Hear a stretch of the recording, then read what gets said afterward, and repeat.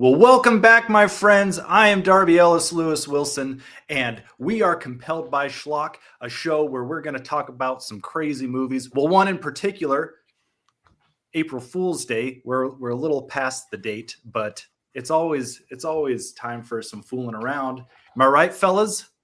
It is. Yep. So with me is, as always, is Chris Anonymous, and we have a very special guest with us, Michael Schluter, who is here for a number of reasons, one of which is because he was born on April Fool's Day. So he is the genuine article. Central time, of course. Of being a fool. Yeah.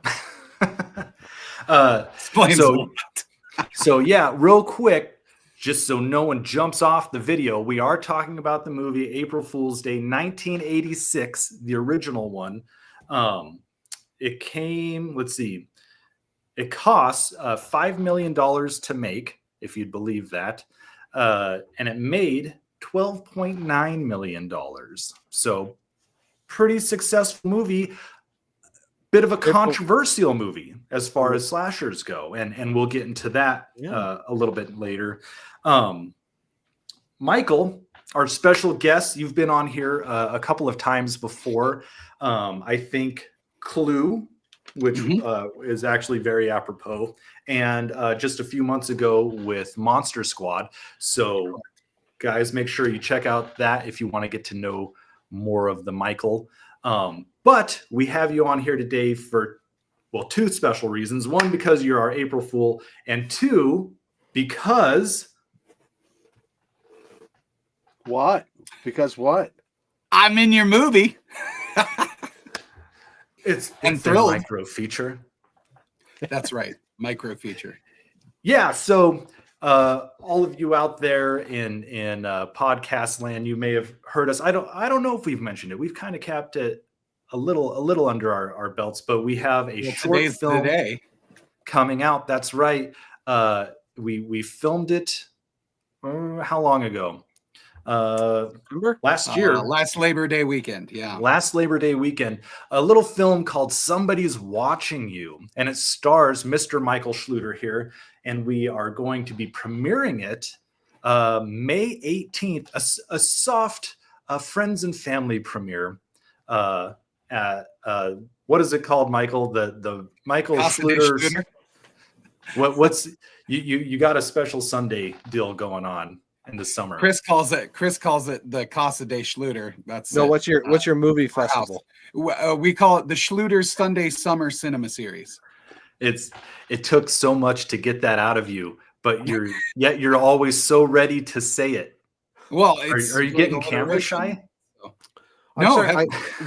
What was it again? The Schluter's Sunday Summer Cinema Series. And can you say that 6 times fast? The Schluter's Sunday Summer Cinema Series. Great. You really want me to say it 6 times? No, that's a waste of these precious people's time. And they've all dropped off. We're doing our soft premiere, and then after that, it will be released out into the wild. It is about a famous author who is going away on a retreat to get away from some crazy fans, but he's afraid that maybe one has followed him there. And so it's in the horror genre, but maybe more of a thriller. Yeah, somewhere in between. So keep your eyes out for that. We can't wait to share it with you all. Huh? Yeah. So we're getting into this movie. I gotta ask, this movie like really brought this up for me. Pranks. Are you guys pranksters? Do you do a lot of pranks? No. Especially being born on prank day? Here's the thing. I've tried, and they rarely go off as intended. It usually becomes more of an irritant than a laugh, sadly. So, yeah, that's been my experience. When I was a kid, I thought it'd be fun to, like, go to school with, like, a neck brace or crutches or things like that. And I did, but it was never really pulled off very well. Actually, the crutches, I think, were probably the most believable. But yeah, everybody knew it was my birthday because, of course, in elementary school, you're like days on the calendar. Everybody knows. People were just pushing you over. They're like, we know he's bullshitting, push him over. But then you like actually really are on crutches. And that's right. That's right. See, that's the thing with pranks. I joke around a lot. I don't think I'm much of a prankster because at some point in my life, I just realized that pranking is it's just lying to people. Mm-hmm. Yeah. Like that's why I'm not good at it, because I'm not a good liar. That's really what it comes down to. Like a friend of mine was doing something. A friend of mine was doing something where he's like, "Look, there's a cop car over there." And I looked, and he was like, "Oh man, I got you. I totally pranked you." I'm like, "Well, you didn't prank me. You just lied to me." Mm-hmm. Right? Every time I've ever tried to surprise my wife, it never goes off the way I'd like it to. Pleasant surprise, not a prank. Every time you try to prank her? Yeah. No, not pranks. Oh God. She would kill me. But no, every time I try to pull off a good surprise, whether it's a gift or just something pleasant, I usually get found out. Maybe I'm just not good at hiding things either. I don't know, but it's probably the crutches. Probably. That's Chris. Yeah. Do you do any pranking? No. I like the idea of it. I'm just too lazy. It's a lot of work to make it worth it. Like, yeah, you can do like, hey, look, that car over there. But again, that's not really a prank. That's just lying. For a good prank, it takes some effort and some thought and some planning and some money and I just don't care. Private island, maybe? Right. Yeah. There are some idea of pranks.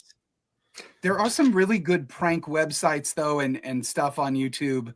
My dad is always sending me prank videos. But they're usually pretty elaborate, like you said, Chris. Elaborate schemes and some money and real thought went into them. I would say probably my favorite that I've ever seen is like the girl from The Ring, like appearing in an elevator or something like that. That's good stuff. But at the same time, do you really want to actually give somebody a heart attack? Because there's sometimes consequences to pranking. And like you think of what was it, Ashton Kutcher's show, Punked? Was that Punked? Yeah. Yeah. Some of that stuff, like those people really got terrified in some instances. Right. So I don't know. I don't want that weighing on my shoulders either. Although I do have to say, I have had a couple good pranks. They involve a mask I made in college, and I would like put it on the shelf above the toilet in my sister's bathroom so that when she closed the door to put her makeup on, it's staring at her behind. That worked really well. Putting it like under her covers between her pillows really freaked her out. At the top of the dark staircase. That's the one time that's with her. Is that the time that she tripped and fell in the stairs and broke her neck? No. And then she was in the hospital. It was hilarious. Gotcha. So in the private chat, Megan just reminded me, I've been a complete liar this entire time. I forgot that it was either last Christmas or 2 Christmases ago. We gave away some fake lottery tickets, and that was hilarious. Wow. Like my brother-in-law was scratching them, and then I could hear his heart thumping. And he was like breathing. He was like, oh, look at this. Oh man. So fake lottery tickets, that's the real deal right there for pranks, man. Oh, I put a snake in someone's locker once too. Wow. That was ages ago. Don't even worry about that. But anyway, yeah, let's get back into our movie. Some things I wanted to talk about real quick. What I love looking at whenever we check out these movies, it's specifically a thing in horror movies when they get released over in other countries. They often don't have the same title for various different reasons. But I wanted to read you some different titles that April Fool's Day had. I think you might enjoy these. Just in that, let's see here. In Germany, it was called Die Horror Party, which seems horror party. Very appropriate, right? It's a Die Horror Party. France, it was called Weekend de Terror. which I think means terror weekend. I don't speak French. Weekend of Terror, yeah. The horror party, yeah. Brazil, a Noite das Brincadeiras Mortis.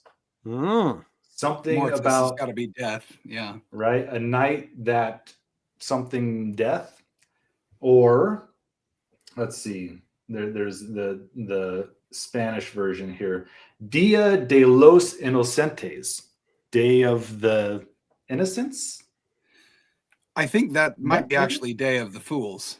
Possibly. Day of the Fools? Oh, like innocent, like I'm assuming it's the root is innocent, but like simple fool, right? That's what it sounds like. And I cannot tell you what it was called in Taiwan or Japan or any of those. The Soviet Union I can't read those words, so it could be anything. But I think that's very interesting. A little interesting tidbit to get you tingly. So what we do in the show is we like to talk about the good, the bad, the schlock, the things that we like, things that we didn't like, and sort of the big ideas, things that stuck out to us. But before we get into that, we need you to like this video or go and rate it if you're listening to the audio podcast version. And we especially need you to subscribe. We are actually 30 subscribers away on YouTube from reaching 1,000. We are sitting at 970 right now, provided we don't piss anyone off and they leave, but we're sitting at 970. So if you could help us get to that 1,000, we would love you forever. And if you're watching this live or later, anytime, jump in the chat and tell us what you think. Join us in the conversation because we want to know your thoughts on this cult classic as well. But so let's see. Let's start getting into the show proper and learn about some of the people who made this movie with a little segment called Web of Schlock. All right. Well, we got the director, Fred Walton. He directed a kind of horror movie thriller in the 70s called When a Stranger Calls, which made very famous. Yep, little cult classic there. In the 90s, he did made for TV movie When a Stranger Calls Back. In between, he did this, and he did a little bit of TV and a lot of thrillers, not horror really, but like 5 or 6 different thrillers, which is kind of interesting. Not a ton of credits, but kind of worked from the 70s to the early 90s. It looks like the writer Danilo Bach, great name. He only has 2 other screenplays listed on IMDb credit-wise, but then he has an interesting story credit. He is credited with the story for Beverly Hills Cop. Really? Okay. I dig it. Yeah, and so then every sequel he gets credit for characters. So he, his last credit, Beverly Hills Ninja, but Beverly Hills Cop. Correct. Yeah. So his last credit was Axel F last year on Netflix because of the characters. That's awesome. So yeah, his story credit on that. He wrote this movie and he wrote like 2 other kind of thrillers, which was just really interesting. The cast, some of them weren't really in much at all. Some were in tons of TV. Some you've seen in other things. I'm just going to touch on 3. Last month we talked about the character who was in Leprechaun, who was also in this. Now Deborah Foreman, she played Muffy. She was in Real Genius, Valley Girl, The Experts, Waxwork. So looks like a lot of like rom-coms, comedies, a little bit of horror. Then we have Amy Still, who played Kit in this. You might recognize her from as Ginny in Friday the 13th Part 2. Yep. Awesome. Yep. So that was a little Scream Queen thing. And then I think my favorite is Tom Wilson, who played Arch. He was Biff from Back to the Future. That's right. Yeah. We were like, Biff! Yeah, I was like, oh, man. And, man, that guy, you should look him up. He's got some crazy credits. A lot of cartoons, some superhero stuff, some SpongeBob, Pinky and the Brain, just tons of like cartoon credits. Also, he like, has done so much more than I ever realized. I just think of him as Biff, and that's it. But he's pretty prolific. And just a lot of varied stuff, a lot of TV, a lot of cartoons, movies. He looked like he had a reoccurring role in the video games, the Wing Commander series that was on PC in the 90s. I think he was in like 3 or 4 of those probably in the cutscenes. I'm like, just a cool guy who stayed working, but he was very enjoyable in that. And that's about it for Web of Schlock. Just to bring it back around to the Back to the Future bit, that Amy Steele was also the first like sexual encounter for Michael J. Fox's character back on Family Ties. I thought that was kind of an interesting. Well, that really Family Ties it together. It does. And she was also on a show that that's I've like seen. Such a weird way to put that. Well, yeah, it's weird. But that's what it said. So anyway, I just thought she wasn't an actress on Family Ties. She was an actress, but she was like that character. So anyway, but so they acted together in Family Ties. Hey, good night, folks. She was also on a show that I've seen a couple episodes of that's based on the musical and also titled Seven Brides for Seven Brothers that came out in 1982. Was Michael J. Fox one of the 7 brothers? No, but she was. I thought she stopped acting because she was being stalked, or do I always mix her up with?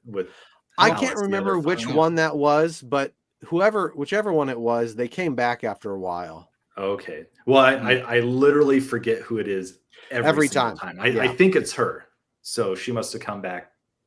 At some point in time. Because then in they wanted to return for part 3, if I remember. Or is that 3 into 4? I think you're right. I think it's 2 into 3. I'm sure someone in the audience will let us know. Is she still acting? Aha. All right. That's enough of that. No more of these shenanigans. Nonsense. All right. Well, let's move on in to our Schlock section. Got to tell everyone. Spoilers for April Fool's Day. I mean, we try and tell spoilers ahead of time, but this one, for real, I think if you haven't seen it, you need to have the spoiler put onto it, because I think not knowing exactly what this movie is about really affects how you go into it and how you experience this movie. Yep. Which I might talk about a little bit later. But spoilers. Yeah, I'm going to spoil the ending in about 5 seconds. So shut it off. You can't not if you want to talk about it. Right. It's impossible. Right. So well, Chris, go ahead. It sounds like you got something, buddy. Jump on in. For the Schlock, we'll get back to some of the funner bits, but I think the thing that I took away from this movie was that it was trying to have its cake and eat it too. Mm-hmm. It was wanting to be like an Agatha Christie murder mystery, and there were some really fun parts like that, but it wasn't enough of that. And it also wanted to be a slasher, but boy, if you hold it up to any slasher criteria, it falls really short. And it was trying to do this balance that I think sometimes really worked, and sometimes I just don't think it did work. And the ending really, I go both ways about it. How do you feel about the ending? Well, so first of all, I think the whole slasher deal, I think it was the director said that was all marketing, and they didn't really intend for it to be presented as a slasher. They meant for it to be presented as a mystery. But I actually think that presenting it as a slasher kind of works for what they're trying to do. What did I think of the ending? I feel like I knew exactly what the ending was going to be, but I was waiting for like a triple twist. Triple twist, yeah, quadruple twist. I suspected what the ending was going to be, but I wasn't 100% sure. And then toward the end, I was hoping that's what it was, because if it wasn't, if it really was Buffy the twin, I was going to just like, oh, this is the worst thing I've ever seen. Right. Well, so let's just say it. The ending, right? It's all a goof. It's all an April Fools. She has invited her friends to an island to play a very cruel prank on them because she is trying to create I don't think she's the main character, Muffy St. John, but she invites people to the island because apparently, from what I gather, her family is going through financial hardship. Her rich family is going through financial hardship, and they're trying to find a way to make back some money. So they're going to have these fully immersive murder mystery parties on their private island. Mhm. Which so I've been talking a about dry run. for years, that would be such a cool idea. To Now you know why it's not. Well, yeah, no doubt. But coming from a theater background, I've always thought that, if you ever go to a murder mystery party, or you've played any of those box sets, there's always people that are kind of excluded because they're not really one of the primary characters. Mhm. And so they're just kind of become an onlooker. And then you also can go to some of these live experiences and they still really fall short of like the hype that I think you want out of an experience like that. And so I think the basic concept of a place that actually does it, like, and does it in a compelling way that really fools you, is a pretty good idea for a storyline. That sounds terrible. You mean like in I real think it's life? great. I think that there are people out there, especially like with all these what are they called? Mystery rooms, escape rooms, those kinds of things. I think this is kind of a growing fad that really could be played bigger. And I think there are people that would pay tens of thousands of dollars for a weekend like this. I mean, there tens are of thousands of dollars to think that they're actually being stalked by a real actual killer. Oh yeah, absolutely. But if they were paying for it, they would know. Like, have you ever seen The Man Who Knew Too Little? Right. I love that movie. Right, where he actually gets into like an international. And see, that's what I was kind of hoping for with this. Or what was it? Murder mystery party? Wasn't there like a murder mystery party too? Or game night? Was it game night? Game night. It was kind of like that. Yeah. Yeah. So one of the problems with the her idea of having this fake slasher serial killer kill all her friends is that none of them were in on it, according to her at the beginning. Maybe one or two, but then after they get killed, they all get drawn in and they're all okay with it. And that just seemed very unbelievable to me. Like, if she would have offered him money and like everyone but like the couple who are made it to the end were in on it, that would have been much more believable. But when she's like, oh yeah, as soon as we fake killed them all, then they all just got on board. Well, that's not true though, because she specifically, one, the constable, the ferryman, and Buck are in on it. But as far as the friends go, she specifically says Skip is in on it because he's her brother. Right. He's not her twin brother, right? That's right. Yeah, twin brother. Yes. Yeah. So he's in on it. Right. And I believe that there is very strong evidence that Nan is in on it as well. A lot of them were not, according to that final dialogue thing. We're like, well, yeah, she just kind of made us go along after it. So right, I mean, but like how many people are in there? So you can immediately take out 4 people from this group of 10, 8, like not even. Yeah. So I mean that like half of them are in on it, you know? Yeah. I mean, it's still just like the idea of someone deciding not to be in on it and kind of like throwing a monkey wrench in it, I think would have made for better drawn. Right. It's a huge gamble, Right. for sure. But I think someone throwing a monkey wrench in it is probably a different movie. Probably. But yeah, I just it was a little unbelievable. But that's just me. Yeah. Well, what do you got? And there's some specific reasons why it's really unbelievable. But I'll talk about that later.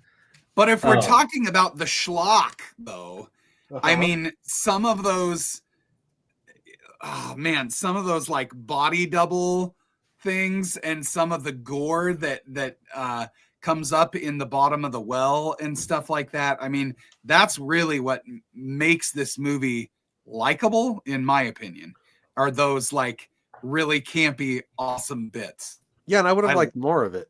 Exactly. Yeah. That's what it needed. It needed more of those moments. I mean, if you were to take the language out of this movie, it would be a PG-13 easy, maybe even PG. Mm-hmm. Yeah. Which I think they probably should have done. With PG-13, can you show severed heads floating around and blood dripping and I don't know. I mean, it was all pretty mild. Yeah, you totally could.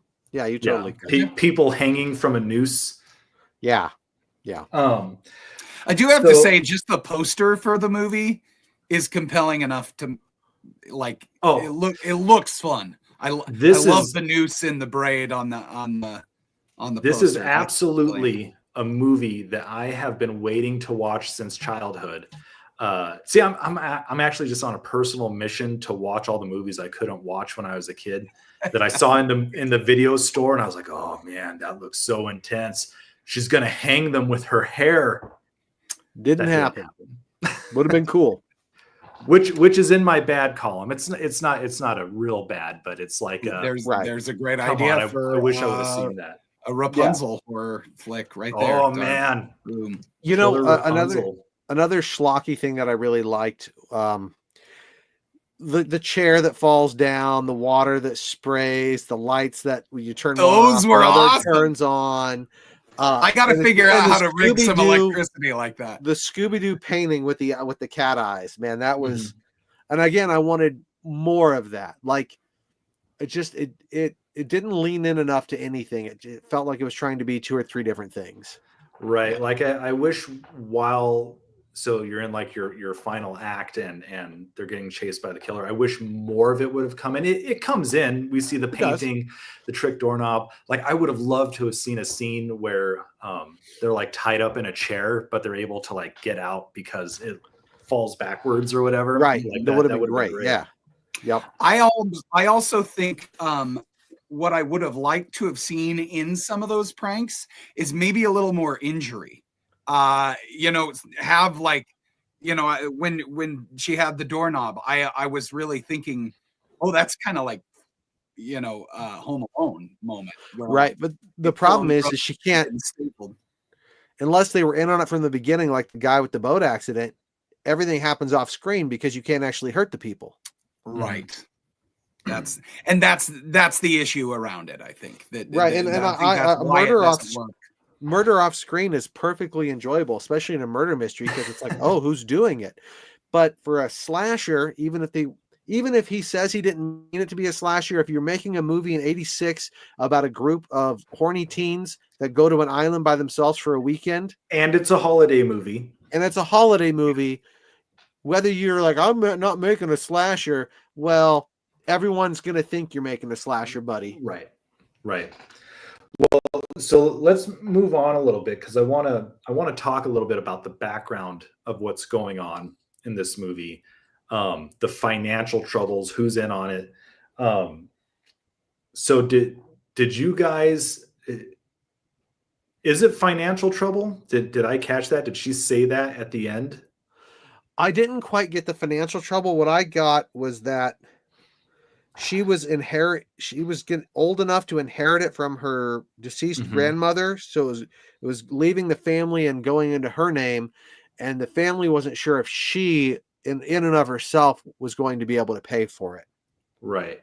Well, so this movie, it does a really good job of foreshadowing many things. It does. And one of the things it does when they first come into the dinner scene and they look at the table and the place settings and whatnot, he points out that you have napkins with cats on them or something, and you have sporks, and he holds up the plastic spork, right? And it's like, if these people are rich, why do they have plastic crappy cutlery? I mean, sporks are terrible. Sporks were a status symbol back then? I didn't know that. They were not. No, they were.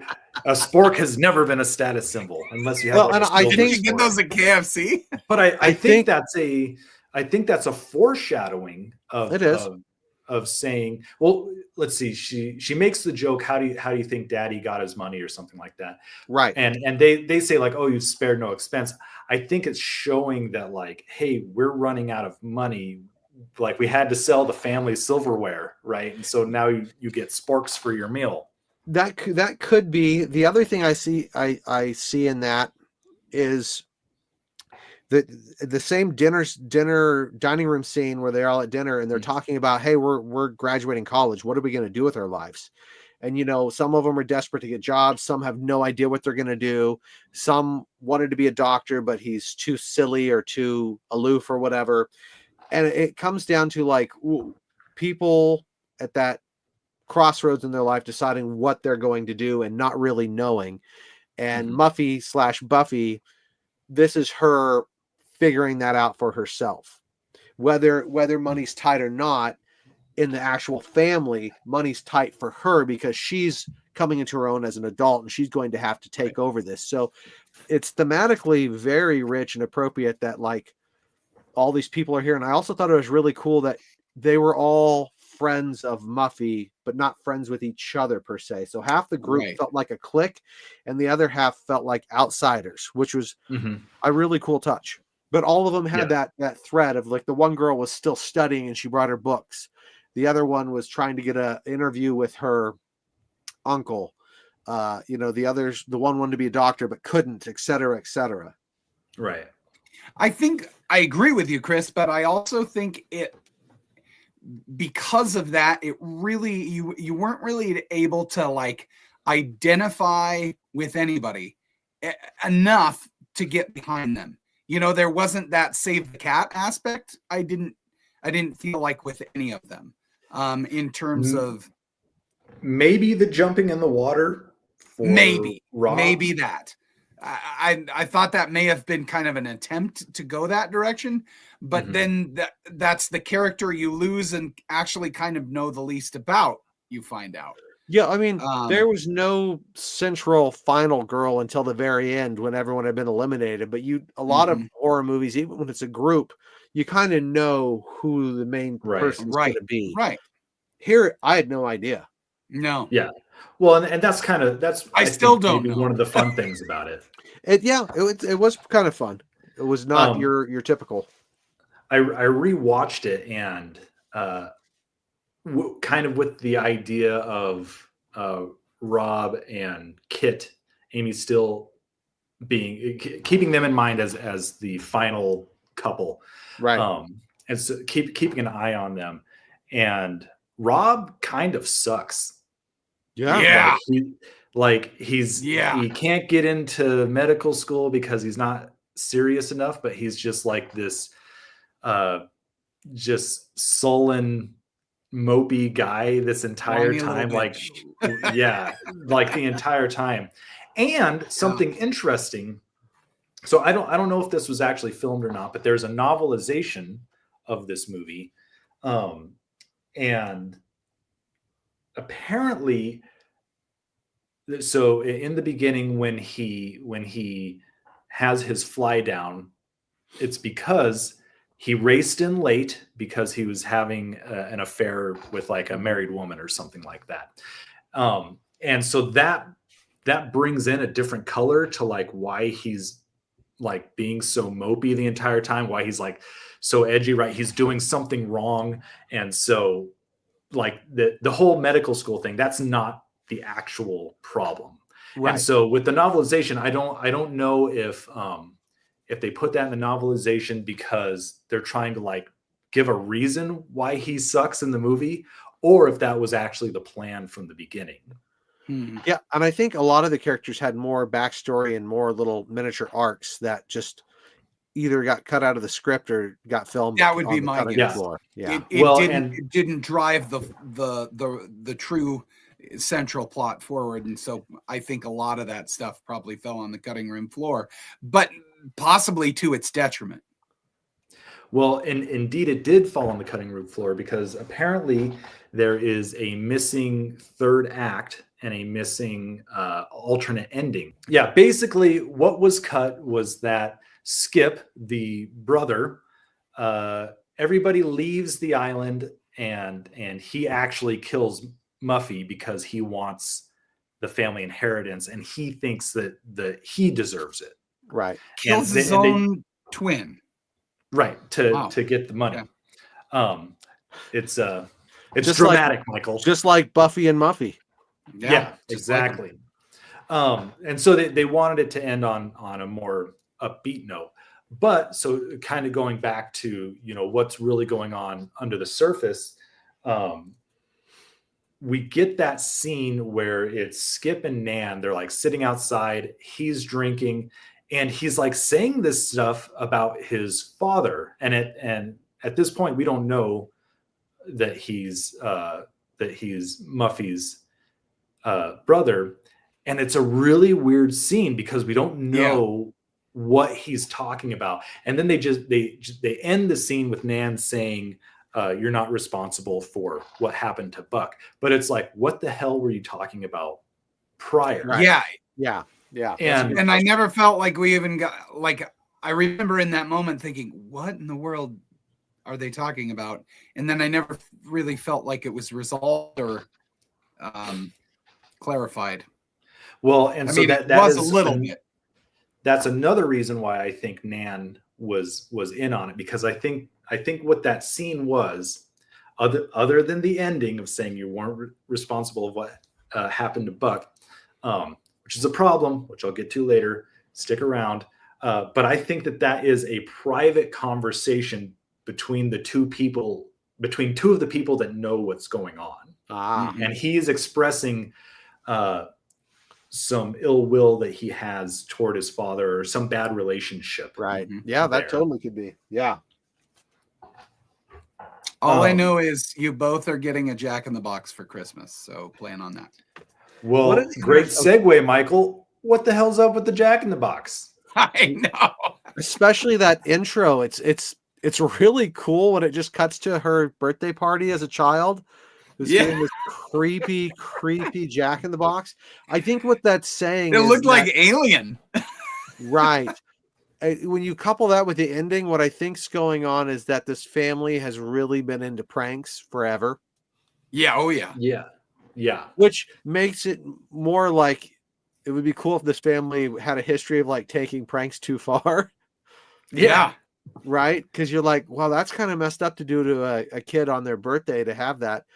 Did her brother give her that? And was that supposed to be a callback at the end and have the brother kill her because he was jealous of her the whole time? Is it a foreshadowing of Buck, who is supposed to be like the special effects makeup artist, right? That's something he put in it, and there's just really no explanation to it. Correct. That whole intro with the flashback to the birthday party, like I'm just gonna say it because it's gonna bug me the entire time. My biggest problem with the movie is that it gives false information to the audience purely to mislead the audience, right? Yep. Scenes that like wouldn't logically happen in the world. Which goes right back to what you were talking about, your prank in the beginning about the police vehicle, right? If it's just a lie, is it really a good prank, right? So the thing is with the flashback, what could have been good about it is that if it showed so the girl Muffy, it doesn't show her like full on, right? It doesn't show her full face, it just shows like her eyes or the back of her head or whatever, right? They're keeping her obscured. What they needed to do was show another child there, also obscured, because then that leads the audience to believing, oh, yeah, there is a twin, that makes sense. And the twin, you know, maybe did this prank and it went too far or something, but they don't show another child. And that's the thing is that it would be perfectly reasonable to show another child because she actually does have a twin it would be sibling. perfectly reasonable. The other problem is that flashback really says Muffy is the protagonist. Right. Right. Absolutely. Right. And she's not. And it would be a fine film if she were, but then it would be like, well, can she get away with it? If you decide to have 4 or 5 of the characters each get a flashback to different things in their life, then it would be fine because everyone's getting a flashback, right? And then that would help us understand the weird stuff they find in their rooms. That like it also had like this really fun House on Haunted Hill vibe. Where our Clue, even where these people get invited to a place because of something they did. Right.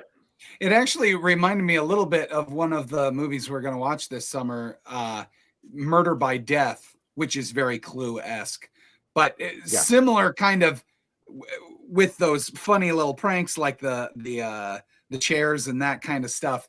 It's silly enough, British style kind of humor that that I almost think they could have maybe made this more of a prankster comedic thing, but I felt like every single avenue they tried to take wasn't committed to enough to keep it in the vein. And so I think like conceptually, if this was really rewritten with a lot of good flashbacks, with a lot of good character development, you could actually make kind of a really cool, compelling, almost mini series out of a concept like this, modern style, even with like elements of like, you know, the beginnings of what the menu kind of invited, you know, with this group of people coming for a purpose. They know the purpose, but they don't know the purpose. You know what I mean? I think that's, I think there's good, really, really strong elements to a concept like this, but none of them were committed enough to the follow through. Right. Again, it was trying to be different things for different people, and it just wasn't enough of anything for me. Right. Yeah. So a couple of flashbacks we could have had, some things that like aren't explained. One is the newspaper clippings don't mean a thing. They don't even mean a thing. I know to the prank that's going on. But they take the time to have the scene where who's it, Chaz? He's looking at Hal and he's like, "Hey man, you were looking pretty suspicious in there." And he's like, "I was just looking at some clippings about a car crash. Everyone's had a car crash," right? Like, implying that maybe he has some sort of shady background. Again, yeah, it's like those like pranks were very deliberate to the individual characters, and she mentions that in the end. In the menu, right? Everyone is there because they've done some sort of wrong. Right. And they're getting tortured by that. Or just like in Clue. Right. Everyone's there because they did something. Or even the Haunting on Hill House, the Vincent Price one. Everyone got invited for a specific reason. And like I thought that was a really fun homage to that classic murder mystery trope, but then to have it go nowhere and mean nothing. Right. Yeah. Right. It falls flat pretty bad. Let's see. Do you guys have any more Schlock things? No, I don't. I mean, there's lots of schlocky things in it. We've talked about with the pranks and stuff, and some of the effects, and some of those body double and like head doubles were just. I love that. That was so theatrically fun. I like it when they're having the party at the end and they're like pouring the champagne on the head and stuff. That was one of the funnest That was a fun scene. Yeah, that was a lot of fun. But like, what would have happened if that were it? But then like one of them was a real severed head, right? You know, like that's what I'm talking about. You talked about the twist on the twist on the twist, right? The problem inherent with anything called April Fool's Day is if it's all a big prank, well then it all flitters out. But if it's not, then you've let the audience down. Right. Mm-hmm. So an April Fool's Day movie almost feels like a no-win situation. A little bit. Yeah. I couldn't agree more. Yeah. Well, let's go ahead and move into bad, because I think we're kind of in there already. But let's make it official. Michael, you're the guest. So what is bad about April Fool's Day? I would say, you mentioned earlier that these are all, college age horny kids going on a, weekend, right? Around spring break, potentially, right? There wasn't enough real interest in each other to deliver on that, to get them into compromising situations. There were some very clear couples, but there really wasn't like a weird infidelity thread or a weird sneaking around behind the scenes, having a little fling. There just wasn't enough intrigue around the romance or the sexuality of it to deliver on that either, which bugged me. So it was like, I'm not invested in any of these characters, and now I'm not invested in any of them hooking up either. So it was frustrating, to say the least, that you're like, I don't care what happens to you guys. It was no family ties, I'll tell you that. What's that? So it was no family ties, I'll tell you that. No family ties. Well, so Michael wanted to see more sex. That's not exactly what I'm saying. To be clear, I just wanted to see what were they delivering on in terms of relationships, like, because there was no clear cut involvement other than the couples that were pre-established. It sort of seemed like they were all kind of willing to swap around, because like Chaz and Nikki are together, really did. but Hal and Nikki like had this thing, because Nikki confronts Muffy at the beginning saying, I know he was yours first, but he's mine this weekend. And that's Arch. Right. That's Biff. Yeah. And Biff, he says his plan for the weekend is to like bed as many women as possible. And it's like, yeah, but there's like 4 women there. Yeah. I think what Michael's saying, and again, this goes back to my main problem, is they're trying to have their cake and eat it too. They're trying to be a slasher. They're trying to be a murder mystery. That opening thing with the video, that's the main bad thing. Super over the top. The generic horny 80s teens trope. Like that's all they're talking about.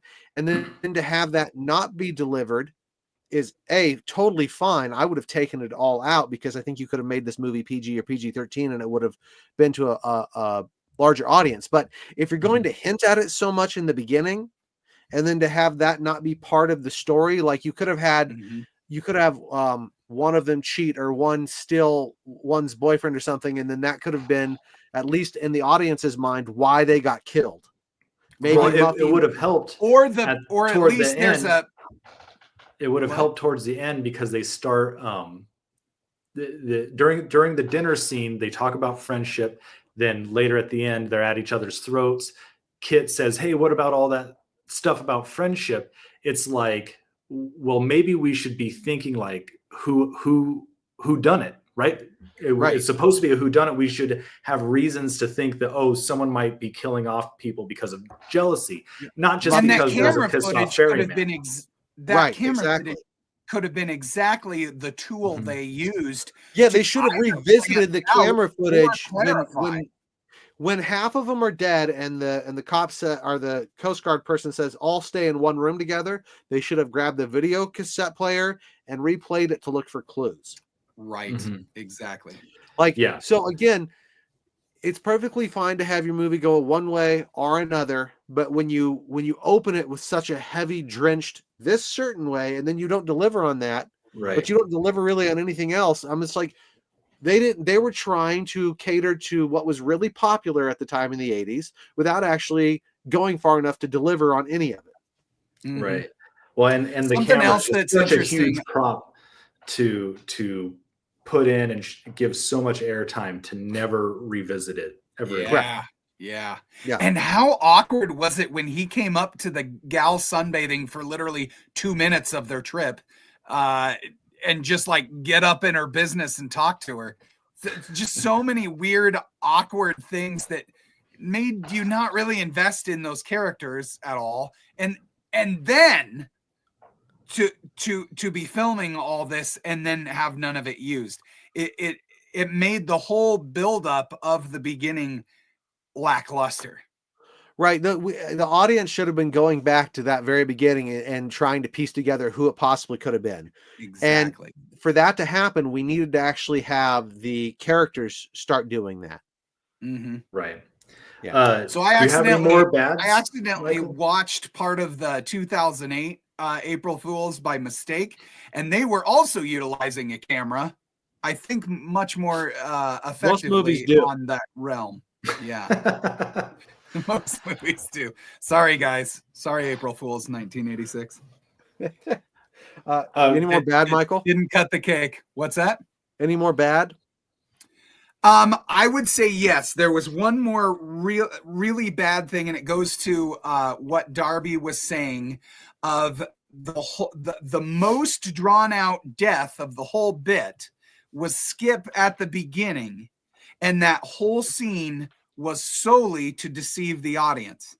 If he would have just died and we would have been like, oh, he just wandered off into the woods drunk and drowned or something, it would have been that single thing being better would have made the whole movie better. It would have created a lot more mystery for the audience, and it would have created a lot more drama for the characters. Well, it's not just that scene though. It's that scene, right? What we needed to see in that scene was the other people in the group seeing him wander off, right? Because it's performative. It's for no one in the world of the movie. It's just for the audience. But we also have the constable calling from the hospital.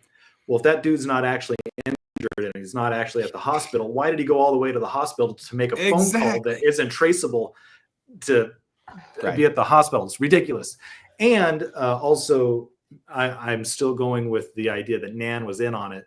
The whole abortion thing back and forth between her and the baby Muffy. tape sound effect. Yeah, the baby tape. One of the creepiest parts of the movie for sure. Yeah. But if she's in on it, why? And no one in the group is seeing it. Why play it? Right.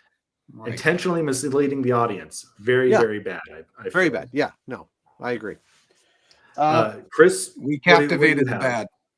I think I keep hammering home my bads. It's also weird that Nan's frustrated that she can't study. Like, you're going on a weekend party, and I know that's your character as a bookworm, but still, like, you're angry when anyone interrupts you. But if she's part of it, maybe she's like, it's just weird. It was weird. So, she was my least favorite character as well. Yeah, I mean, she was my favorite. She was talking about books, but she was in the wrong movie. Which is simultaneously why I want to hurt you when we're together too. So it's where are the kills? It's not a slasher. Where are the kills? Yes. Everything's off screen because it has to be. But if some of these people were in on it, then you could have had some really great fake kills instead of the accident at the beginning. The accident at the beginning, it looks creepy, but it doesn't do anything to move the fake story of someone's killing people on this island forward. Yeah. Well, what do you capturing mean? them, potentially getting them bit by snakes? What, Darby? What? Well, what do you mean by fake kills? Like you wanted to see them the whole when he's in water and he gets hit by the boat and his eyes popping out, right? That's fake, right? In the movie. Right. But that doesn't move the story forward if someone's on the island killing someone. But if he's in on it, then you could have had an arrow shot through the window or somewhere, or you could have had a bloodier kill that was fake that would have scared the other people in the house and or made the audience at least give them a taste of a slasher. So let me try and parse this out, because you're confusing me a little bit. So let's say so Skip, he's on it, right? Yeah. Instead of having him wander off out of view of everyone and play out this whole scene purely for the audience is misleading. Because you didn't need the boathouse at all. You have him get a very public execution, but he's in on it. So he knows to go, oh man, the arrow, it got me. Oh, I'm dying. Yes. And then everyone thinks, oh man, Skip just bit the dust. Then everybody else who's not in on it, they get the off-screen kill. Yes. Right. Gotcha. That makes perfect sense. Yeah, I think that would have been much stronger. So you guys just need to rewrite this and do another one. Do it better. It's just for you need on-screen kills for a slasher. You do. And there weren't. You do. And it's not a slasher, which is fine. If it's a murder mystery, especially like a Agatha Christie, like, we're all at a chateau somewhere and we got to figure this out. One of the characters has to take on the role of detective, or two of the characters. Mm-hmm. I got no detectiving and I got no on-screen kills. So it totally fails. No Jinkies moments. And it totally fails as an episode of Scooby-Doo. Yeah. Yep. And do you know what Agatha Christie book it was based off of? I think, is it 10? Yeah. I can't remember. Yeah. 10 Little Indians. Yes. Otherwise known as And Then There Were None, because it actually had some pretty racist title, even like before 10 Little Indians. It got renamed. But did you look that up, or did you know it? But just by watching it? No, I knew it felt like Agatha Christie, just that kind of like, British chateau in the country murder mystery. Mm-hmm. But I didn't know a specific novel of hers. No. Yeah. There could have been some really great, beautiful scenery moments too, of them enjoying the space better too. Because you got a couple glimpses of how beautiful the landscape was, but nothing to really make you fall in love with the place either. Right. Yeah. Well, and I'll do one more bad, and then we'll move on, or let Darby do whatever.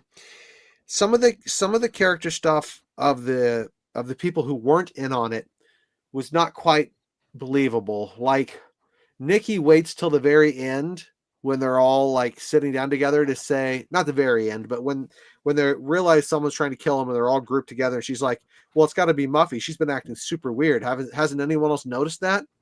Right. Her performance is night and day. It's believable that it's her escaped evil twin, because it's so unlike Muffy. But some of the other people should have been like, man, why is she acting so weird today? Right. For being friends with her, she is acting way too strange. Correct. Yeah. Which makes you almost not really believe that they are friends with her, because they would notice, right? Right. Yeah. Which again would be a better premise if they were all slightly estranged friends in some way.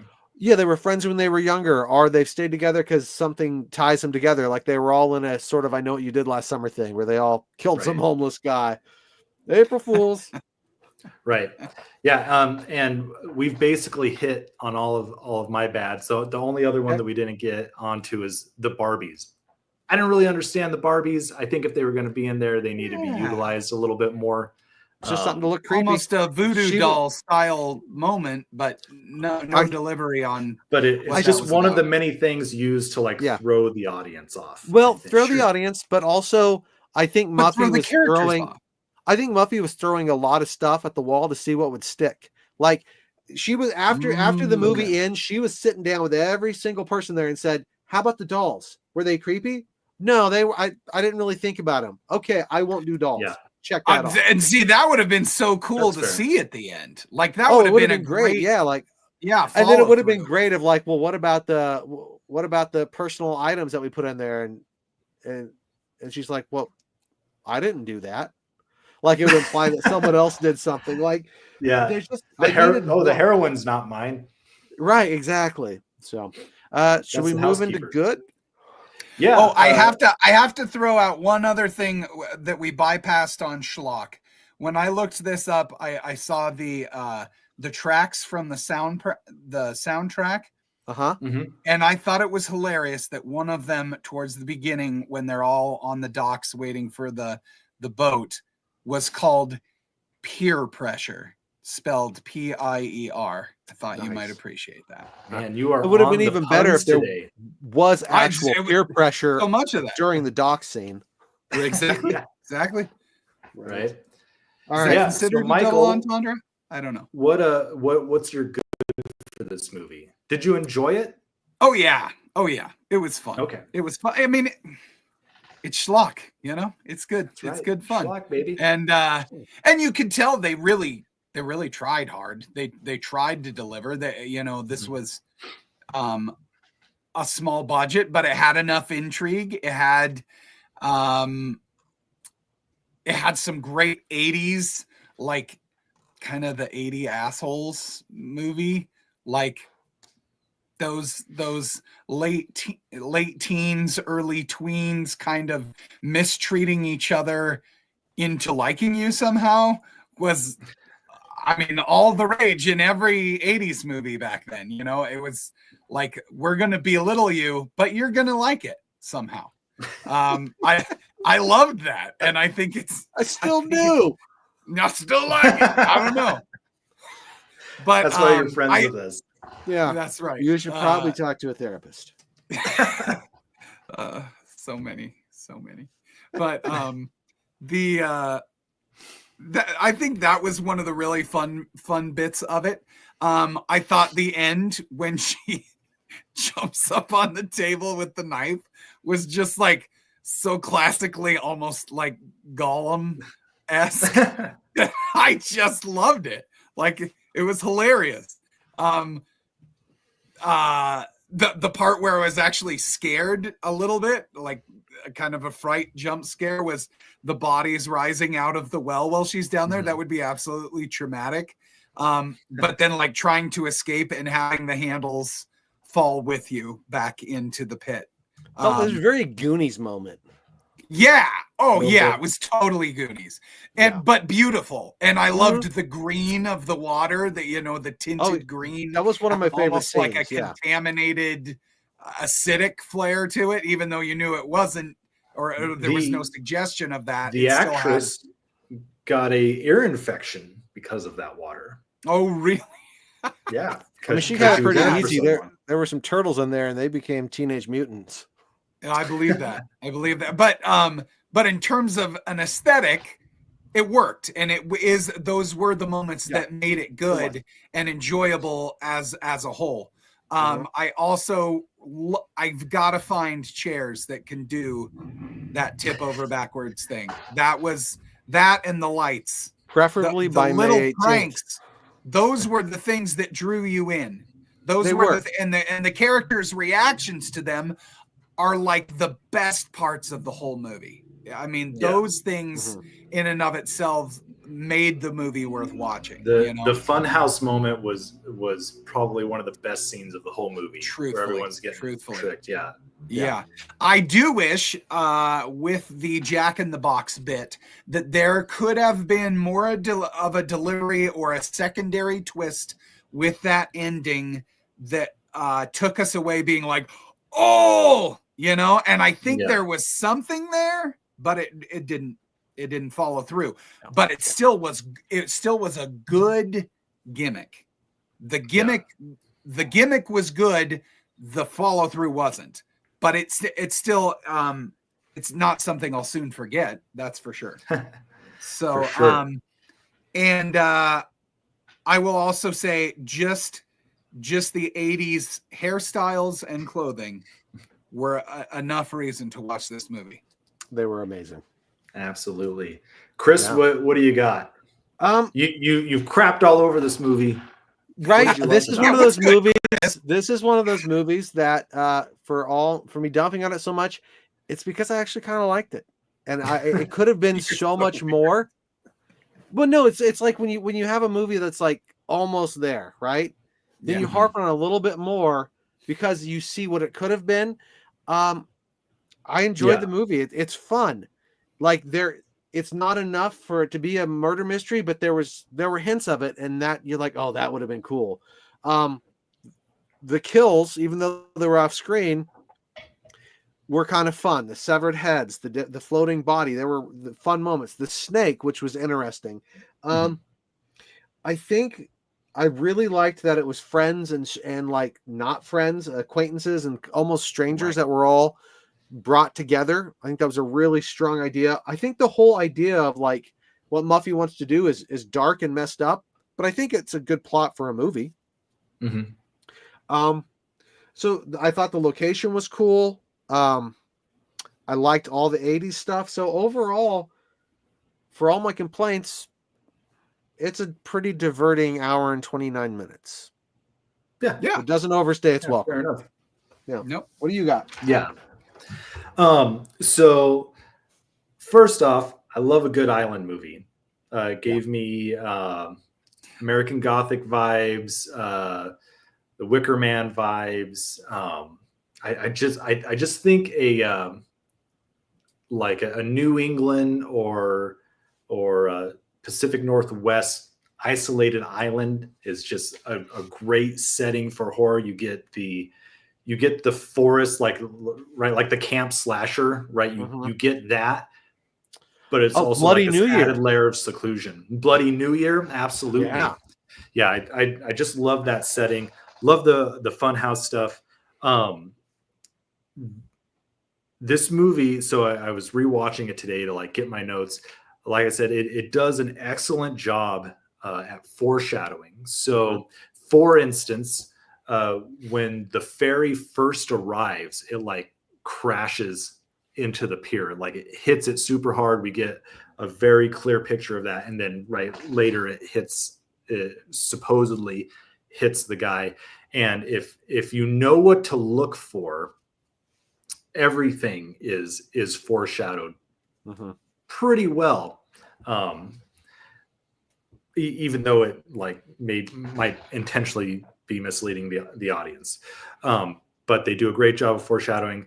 I like that the kills were off screen, that it was quote light on violence. Apparently that's what allowed this movie to gain somewhat of a cult following, is because it could be shown on TV. And so I think that's an argument for right. We talked about this in Silent Night this last December, about how modern slashers are like maybe almost too gory, and that like they're trying to make every single kill like just the most dramatic thing ever. And it's like you got to pull back some to make those matter. And this one like goes the complete opposite direction. But I think it shows that like you can be successful in doing that and building an audience with that. Yeah. And I think if it were refreshing. Yeah, if it were to go more toward the murder mystery side, I would be 100% okay with having all the murders happen off screen. But you have severed heads, you have a body, you have them drinking alcohol out of the severed heads at the end, even though they know they're fake. You have the weird eyeball thing, the boating accident. So it's not like they were anti-gore. Right. I just don't think they utilize the gore properly to give it the slasher flavor. But I agree with you. It is refreshing when it's just like this off-screen murder mystery. And so my complaint is the balance. They say, right, that it wasn't supposed to be a slasher, and that was just inappropriate marketing for the movie. However, I actually think that is something that plays well into the movie itself, because we all approached this when we were watching it as a slasher. And so thinking, right, like, people might actually be getting killed. We're not really sure. Right. And so there might actually be real danger on the line. Well, because it used all the usual tropes that are notorious for working. Exactly. You know, and so you expect it to work. Right. So yeah, at every corner, every time the music gets creepy, every time the movement of the camera gets slow, you feel that same intensity, right? And this movie, I think it accomplishes exactly what it set out to do, and that it was supposed to be something that is suspenseful from beginning to end, and to basically just mess with the audience. Yeah. Like, there's part of it though that's like when the people are about to get killed off camera, they all kind of mug up like, "Oh, it's you?" yeah. Right? And that takes away some of the horror and adds more to the mystery. Yeah. Right. Which is not and necessarily. If they would have played that mystery, it would have worked, because that is what was good, the mysteriousness. Right. Like Right. I liked when they kicked the snake away of like, no, I'm going to kill this person. I'm not going to let a snake kill this person. Right. But I didn't. That didn't click with me. But you're right. That's what I wanted. But the more vibe I got was, oh, I don't want them to get bit by a snake, and that's kind of problematic, right? It felt like, oh, this killer's actually not trying to hurt them. Yeah. I don't know. I think it was meant to fool the audience from beginning to end, and I think it fools the audience from beginning to end, and it keeps you at the edge of your seat the entire time because you don't know what is actually going to happen. No, now, I mean, second watch, yeah, I will say a lot of that completely goes away. Knowing what it is completely goes away.